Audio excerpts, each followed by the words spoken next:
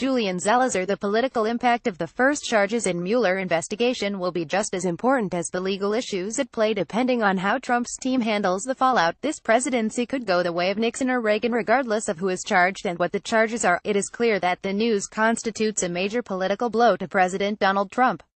After a week when the president attempted to spin a story about Hillary Clinton's corruption and collusion vis-a-vis the Russians, when some Republicans called on Mueller to resign and when the administration insisted that the congressional investigations come to an end, the hard-hitting Mueller may be about to shift the conversation. The impact of the first charges will be as much about how they are handled politically as they are legally, and it is far from clear how this drama will unfold. The charges on Monday could have a similar effect as the Watergate indictments in March 1974, when several of President Richard Nixon's top aides and a lawyer for his re-election campaign were indicted for perjury, obstruction of justice and a conspiracy to cover up the 1972 break-in at the Democratic headquarters. Although we often praise Bob Woodward and Carl Bernstein for bringing down the president with their reporting, Special Prosecutor Leon Jaworski had a huge impact as well. When Americans read on the front pages of their papers that John Mitchell, former Attorney General and Chairman of the Committee to Re-elect the President, H.R. Haldeman, former Chief of Staff, John Ehrlichman, former Domestic Advisor, Charles Colson, former White House counsel, and others were indicted, they were shocked. Never before, wrote Anthony Ripley in the New York Times, have so many close and trusted advisors of an American president faced criminal accusations in a single indictment. Most important, the high-profile congressional investigations in the summer of 1973 had already prepped the public by laying out the basic components of this case so that when these indictments arrived, the president could not easily wipe them away.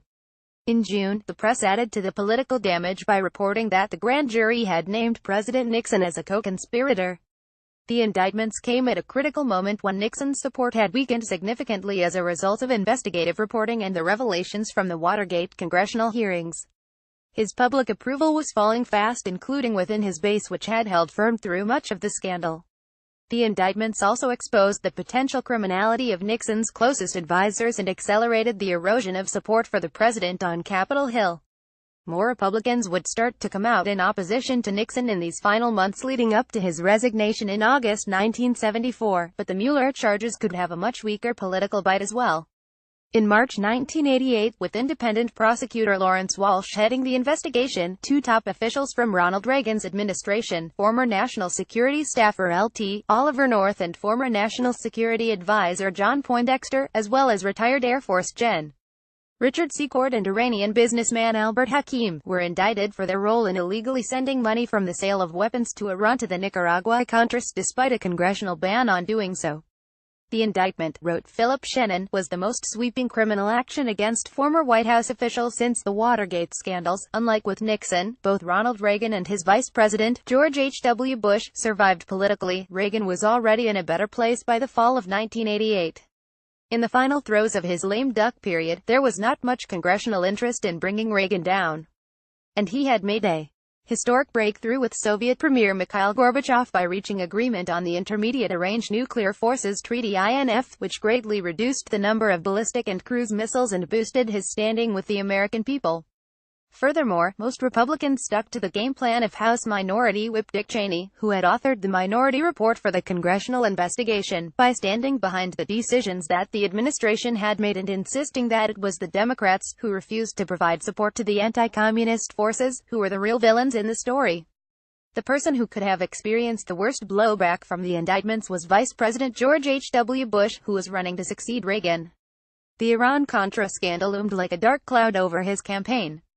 But Bush, with the help of campaign consultant Lee Atwater, mounted a full-throated political response by viciously attacking the Democratic candidate Massachusetts Gov.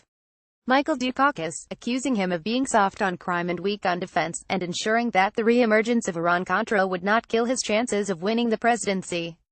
The way in which the different political players, the president and his staff, the chairs and ranking members of the congressional investigative committees, party leaders on the Hill, disaffected Republicans who have been issuing warnings about the president and Mueller himself react to these charges in the next few weeks will be as important as the charges themselves.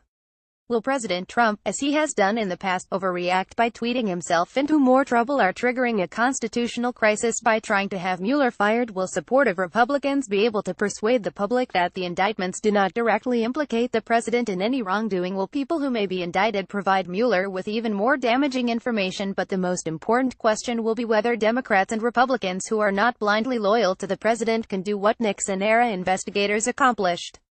Can they make certain that the courts, the prosecutor and Congress coordinate their efforts to ensure that the final stages of the decision-making draw bipartisan support, or will they fall into the same trap of the Iran-Contra era, when partisanship blocked efforts to deal with the magnitude of the wrongdoing that had been exposed in the executive branch?